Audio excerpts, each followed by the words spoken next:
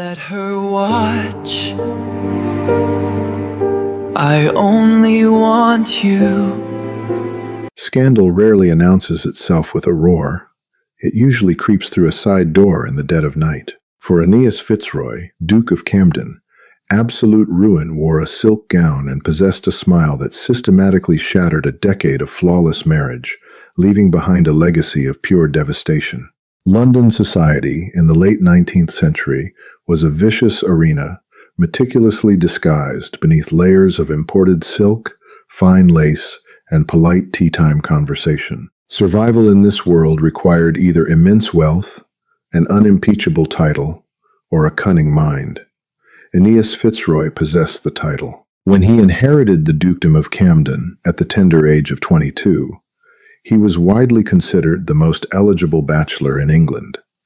Blessed with striking aristocratic features, a charismatic disposition, and a family name that traced back to the Plantagenets, Aeneas seemed destined for greatness.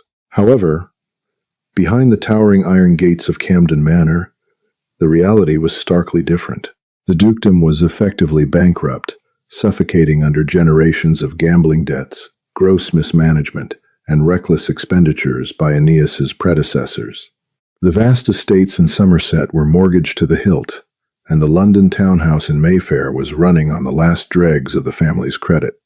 Aeneas was a duke holding a hollow crown, desperate for an infusion of capital to save his family from public disgrace. Enter Bertie Robinson.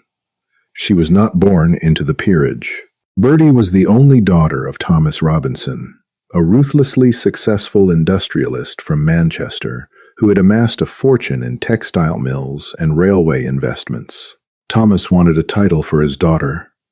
Aeneas desperately needed the Robinson fortune. Their marriage was, by all societal definitions, a ruthless financial transaction. Yet, defying the cynical expectations of the London elite, the union evolved into a formidable, genuinely affectionate partnership. Bertie was not a conventional beauty by the delicate, fragile standards of the Victorian era. She was tall, stoic, and possessed an intimidatingly sharp intellect. Where other duchesses spent their afternoons selecting fabrics and gossiping at high tea, Bertie spent hers in the cavernous, oak-paneled library of Camden Manor, her fingers frequently stained with black ink. She systematically untangled the disastrous web of the Fitzroy family finances. She fired corrupt estate managers, restructured the tenant farms to yield higher profits, and discreetly invested Aeneas's newly acquired capital into the booming industrial sector. Within 5 years, Bertie had not only cleared the Camden debts, but had doubled the estate's wealth. She was the silent architect of Aeneas's restored glory. Aeneas, initially relieved and grateful, slowly began to resent her competence. He was a man who thrived on adoration and the feeling of absolute authority. Bertie, grounded in logic and practicality, rarely offered him the fawning praise he secretly craved. She did not need him to protect her. She was the one protecting the entire dukedom. This subtle, unacknowledged shift in power created a silent chasm in their marriage. Aeneas felt like a guest in his own triumphant revival. Emasculated by his wife's sheer brilliance, he began to spend more time at his gentlemen's clubs, seeking the company of men who still viewed him as the unquestioned master of his domain, while Bertie remained at home, managing the empire she had built for him. The fragile equilibrium of their marriage was irrevocably shattered during the unusually harsh winter of 1888. With the arrival of Georgette Laurent. Georgette was introduced to the Camden household as the destitute widow of a distant French cousin. She arrived at the manor shivering, clutching a battered leather trunk, with tears pooling in her wide, doe-like eyes. She was breathtakingly beautiful, possessing a delicate, almost ethereal charm that demanded immediate protection. Her voice was soft, her mannerisms hesitant, and her entire persona projected a desperate need for a savior. Aeneas was instantly captivated. For the first time in years, he was presented with a woman who looked at him not as a business partner or an equal, but as a magnificent, omnipotent hero. Bertie, pragmatic and perhaps entirely too trusting of her husband's logic, saw no threat in the weeping widow. She approved of offering Georgette permanent lodging in the East Wing, viewing it as a minor charitable obligation. It was the most catastrophic miscalculation of Bertie's life. Georgette was no fragile victim of circumstance. She was a master of psychological manipulation, possessing a predatory survival instinct honed by years of living on the fringes of polite society. Within weeks of her arrival, she had flawlessly assessed the dynamic between the Duke and Duchess. She saw Bertie's cold efficiency and Aeneas's deeply rooted insecurities. Like a vine slowly wrapping around a sturdy oak, Georgette began to weave herself into the fabric of Aeneas's daily life. She would purposefully wait for him in the rose gardens, asking his advice on trivial matters she feigned ignorance about. When Aeneas spoke, she hung on to his every word, as if he were delivering divine prophecy. "How do you manage it all, your grace?" she would murmur, her hand lightly brushing his sleeve. "The sheer weight of your responsibilities. It is a marvel that you bear it with such immense strength. I fear a lesser man would crumble." These whispered flatteries were intoxicating to Aeneas. He began to view his own wife through the distorted lens Georgette provided. Why couldn't Bertie look at him like that? Why was Bertie always so focused on ledgers and tenant complaints, rather than her husband's emotional needs? The seed of resentment, long buried in Aeneas's heart, began to sprout into a poisonous, suffocating weed. As the spring of 1889 bloomed across the English countryside, the affair between Aeneas Fitzroy and Georgette Laurent ignited in the shadows of Camden Manor. It was not merely a physical transgression. It was an emotional coup d'etat. Georgette did not just want to share the Duke's bed. She wanted to obliterate the Duchess entirely. She systematically began to poison Aeneas's mind against Bertie, employing tactics so subtle that Aeneas believed the revelations were his own deductions. Georgette framed Bertie's financial genius not as an act of devotion, but as a calculated plot for absolute control. "She does not respect you, Aeneas," Georgette whispered one evening by the fireplace, tracing the lapel of his velvet smoking jacket. "She treats you as a figurehead.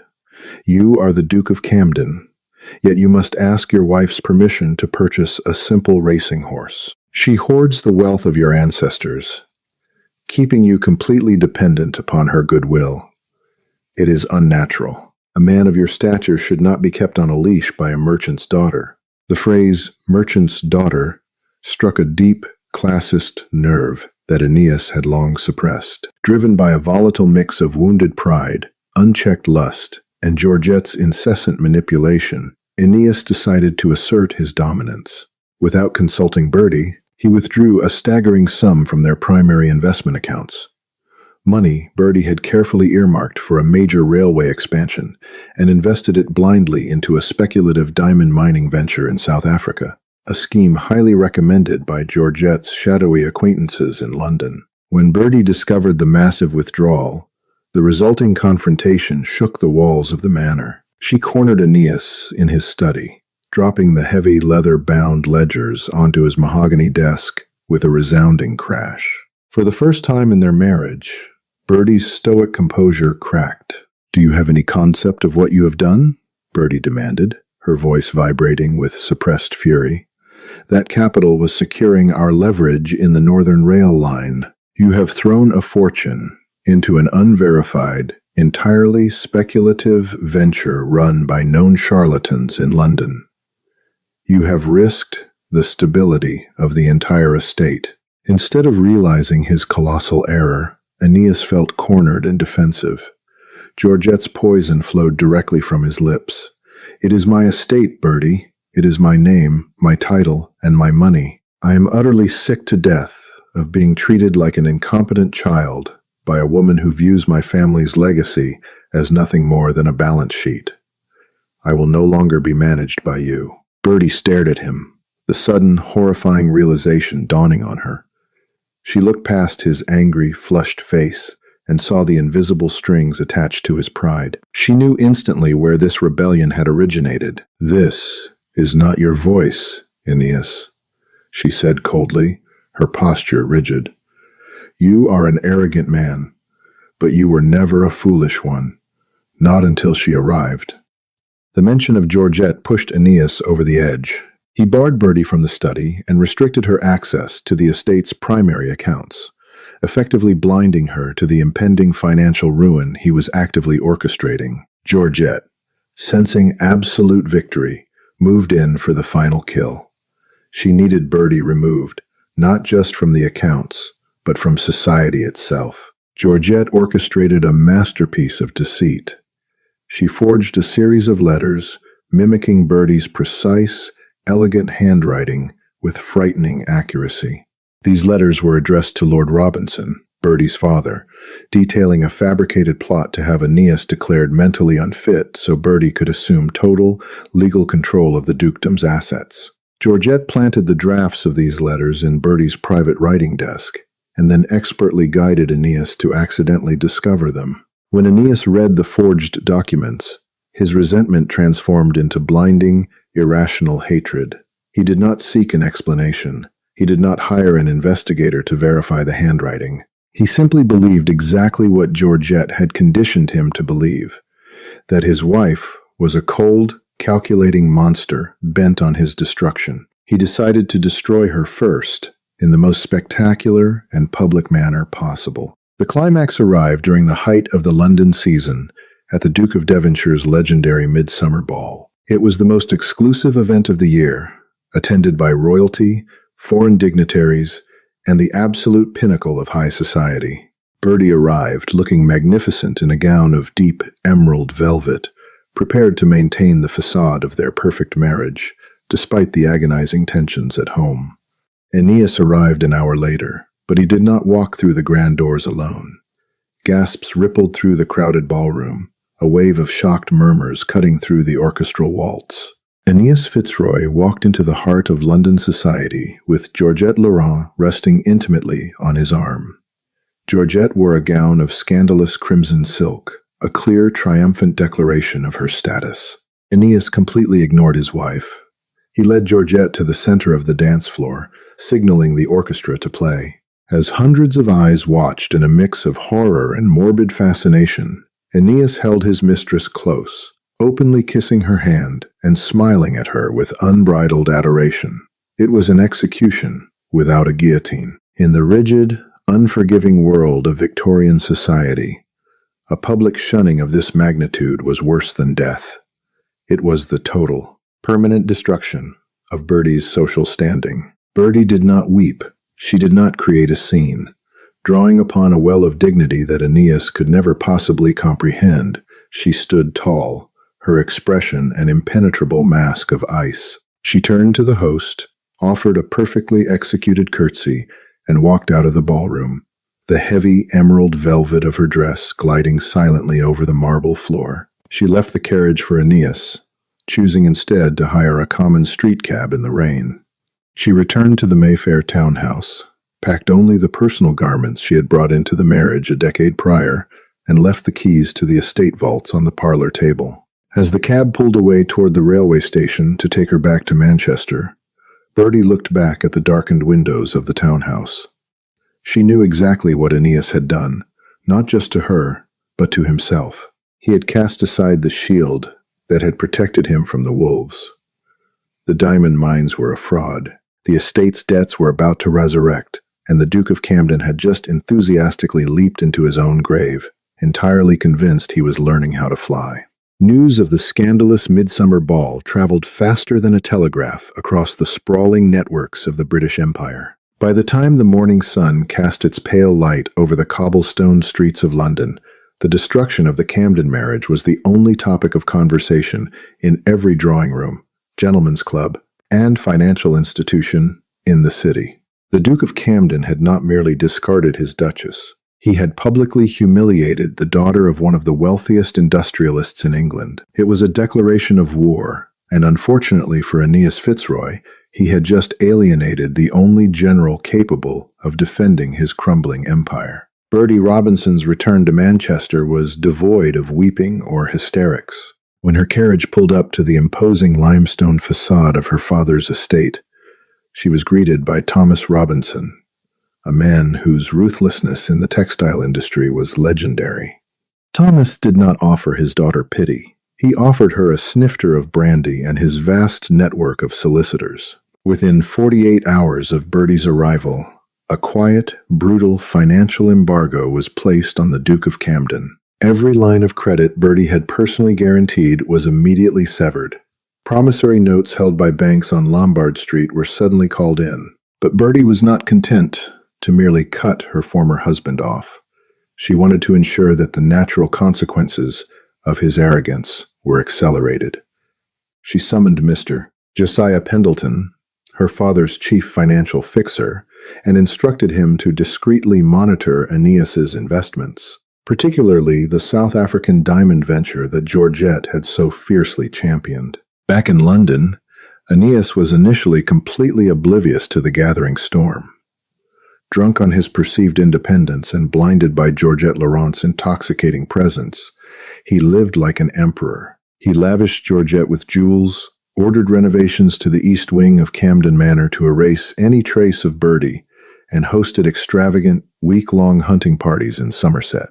Georgette, having successfully ousted the Duchess, reveled in her new role as the uncrowned queen of the Camden estate. She draped herself in Parisian silks and reveled in the power she held over the deeply insecure Duke. However, the illusion of limitless wealth is the most fragile glass of all. The first fracture appeared in the late autumn of 1889. Aeneas received a terse letter from the Bank of England, politely declining a routine withdrawal request. Annoyed but unconcerned, Aeneas visited his personal banker, Mr. Reginald Croft. The meeting was a brutal awakening. Croft, sweating profusely and unable to meet the Duke's eye, laid out the catastrophic reality of the Camden accounts. "Your Grace," Croft stammered, shuffling a stack of terrifyingly red-inked ledgers. "The funds they are gone. The investments orchestrated by Her Grace, the former Duchess, were liquidated at a severe penalty to fund your venture with Mr. Elias Cromwell." Aeneas waved a dismissive hand. "Cromwell assured me the Cape Town diamond mines would yield a tenfold return by October. Send a wire to his offices in Cornhill. Tell him I require an immediate advance on my dividends." Croft swallowed hard. "Your Grace, Mr. Cromwell's offices in Cornhill were raided by Scotland Yard 3 days ago. The diamond mines do not exist. It was an elaborate Ponzi scheme targeting the peerage. Mr. Cromwell has fled to South America, and your capital, nearly £200,000, has vanished with him." The blood drained from Aeneas's face. He felt the heavy oak paneling of the bank closing in on him. Without the Robinson fortune, and having poured the last of his family's liquid assets into a phantom mine, he was not just broke, he was catastrophically in debt. The resulting collapse of the Camden estate was not a slow decline, but a terrifying freefall. Within a span of 3 months, the reality of Aeneas's absolute financial ruin became undeniable. The Somerset foreclosure, the sprawling tenant farms, heavily mortgaged to fund Aeneas's initial lifestyle, defaulted. The creditors seized the livestock, the farming equipment, and finally, the ancestral lands themselves. The Mayfair exodus. Aeneas was forced to dismiss 90% of the household staff at his London townhouse. The silver was sold off, piece by piece, to pay for the remaining servants and the basic necessities of maintaining a facade of nobility. The social excommunication, London society, which had tolerated Aeneas's scandalous affair when they believed he was wealthy, rapidly closed its doors to a bankrupt duke.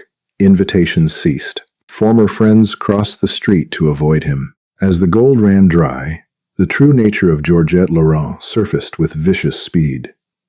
The doe-like eyes hardened. The whispered flatteries turned into sharp, venomous complaints. She had not orchestrated the destruction of a marriage to live in a freezing, understaffed manor house with a ruined man. "You promised me Paris for the winter," Georgette snapped one evening, shivering under a thin shawl in the unheated grand salon of Camden Manor. "Instead, I am trapped in this mausoleum, eating mutton and watching you stare at the fire like a whipped dog." Aeneas, exhausted and terrified by the mounting letters from debt collectors, pleaded with her. "Georgette, My love, it is only a temporary setback. I am the Duke of Camden. I will secure a loan from Lord Cavendish. We will survive this." Georgette offered a cruel, mocking laugh. "Lord Cavendish? He wouldn't lend you a copper shilling, Aeneas. You are a laughing-stock. You threw away a fortune because you were too weak to handle a woman who was smarter than you. And now you cannot even afford to keep the fires lit." Georgette had already begun charting her escape route.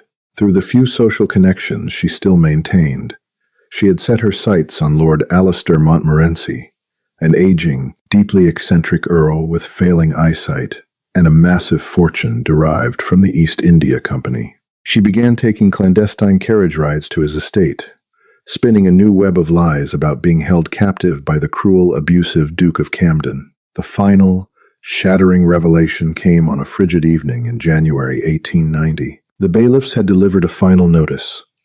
If the arrears on the Mayfair property were not paid within a week, the contents of the townhouse would be auctioned off to the public.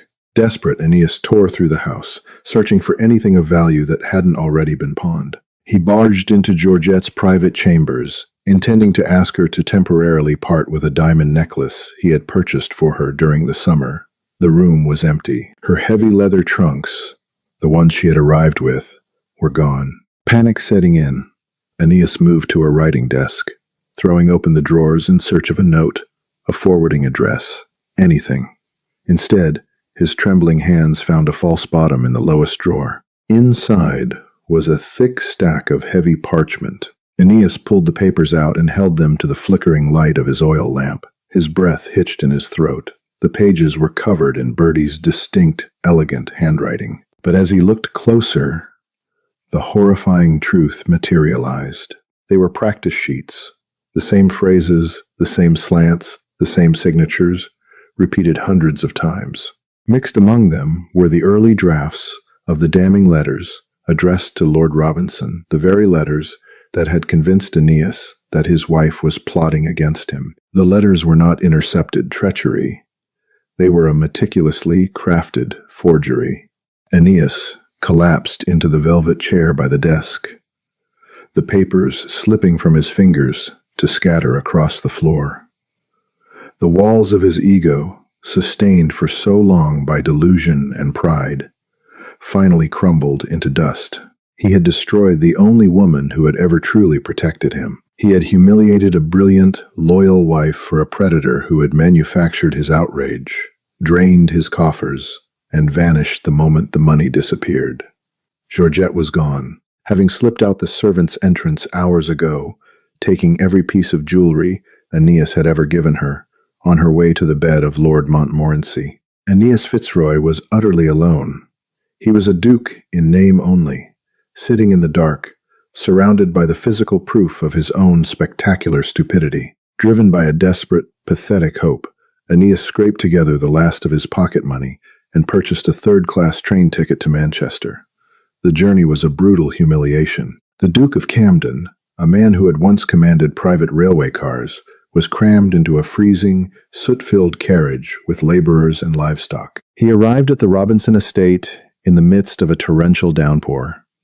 He stood before the imposing iron gates, his expensive wool coat soaked through, the rain plastering his hair to his face. He was kept waiting in the rain for an hour before the iron gates slowly creaked open. He was escorted not to the drawing room, but to the estate's massive corporate offices, located in a separate wing of the property.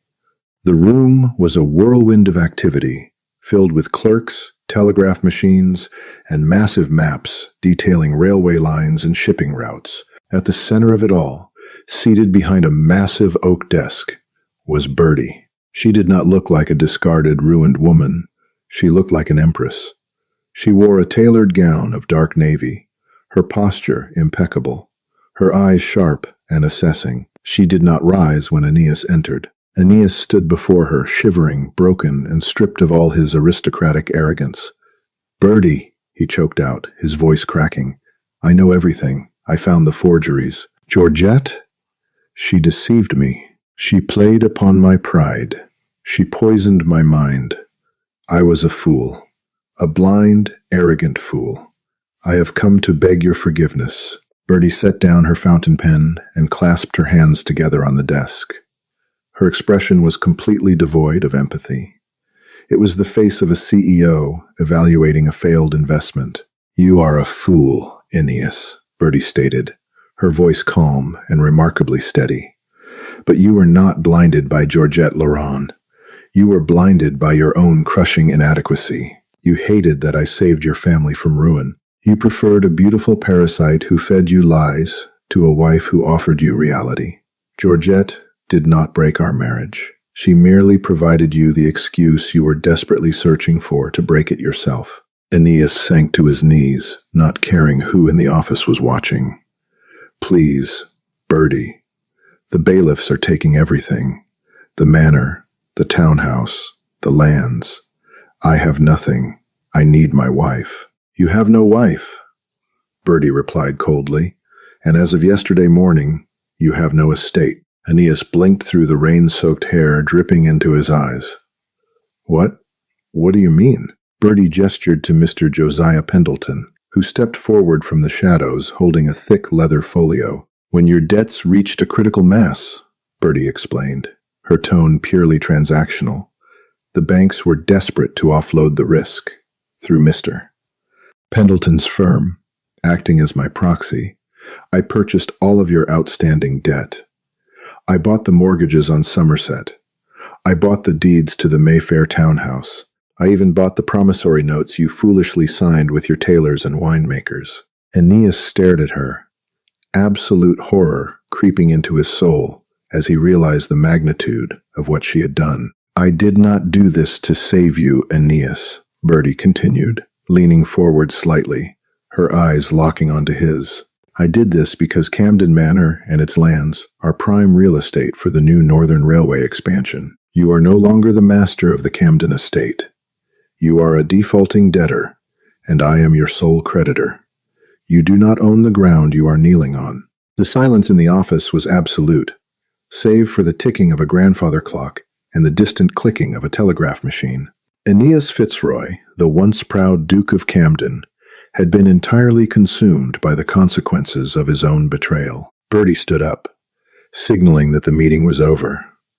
"Mr. Pendleton will provide you with a modest monthly stipend. It will be enough to secure a small, quiet cottage in Cornwall, far away from London society. You will never set foot in Mayfair or Somerset again. If you attempt to contact me, or if you cause any further public scandal, the stipend will be revoked, and you will be left to starve in the streets." She looked down at him one final time, not with anger, but with absolute indifference, the ultimate insult to a man whose entire life was built on needing to be adored. "Goodbye, Aeneas. I have a railway to build." Aeneas was escorted out by the guards, placed back out into the freezing Manchester rain. He lived out the rest of his days in a damp, isolated cottage on the rugged cliffs of Cornwall, a forgotten ghost of the peerage. He spent his days staring out at the gray ocean, haunted by the memory of a brilliantly capable duchess in an emerald velvet gown, and the agonizing, inescapable knowledge that he alone had engineered his absolute destruction. Meanwhile, Bertie Robinson never remarried. She became one of the most powerful and feared industrialists of the late 19th century, proving to the world that while a title might grant a man an empire, it takes a brilliant woman to truly rule one. The conclusion of this story proves that absolute ruin is often self-inflicted by a blinded heart. If you want to hear how Bertie's departure triggered the most spectacular financial collapse in high society, and how Aeneas faced the brutal reality of his beautiful mistress, make sure to hit that like button. Share this story with your friends who love a dramatic historical twist, and subscribe to the channel so you never miss the thrilling finale. Hi, my name is Outlaw Romance, the owner and manager of Outlaw Romance. After watching the video, the Duke destroyed his own marriage for a beautiful mistress. Biggest mistake of his life. I'd really like to know what you think. How did this story make you feel? What stayed with me most was the feeling of regret and the realization that some choices can have consequences we never fully anticipate. Stories like this often explore how easy it is to overlook the people who truly care for us while chasing something that seems more exciting in the moment. That emotional tension is what made this story so engaging for me. Do you think the Duke truly understood what he had lost before it was too late? And if you were in the spouse's position, would you be willing to forgive after such a betrayal? I'd love to hear how you viewed the characters and their decisions. One lesson I take from stories like this is the importance of appreciating the people who consistently stand by us. In everyday life, taking time to value trust and loyalty can help us avoid regrets later on. Thanks for spending time with Outlaw Romance today. If this story gave you something to think about, feel free to share your thoughts in the comments. And if you enjoy historical romance stories like this one, a like or subscription is always appreciated.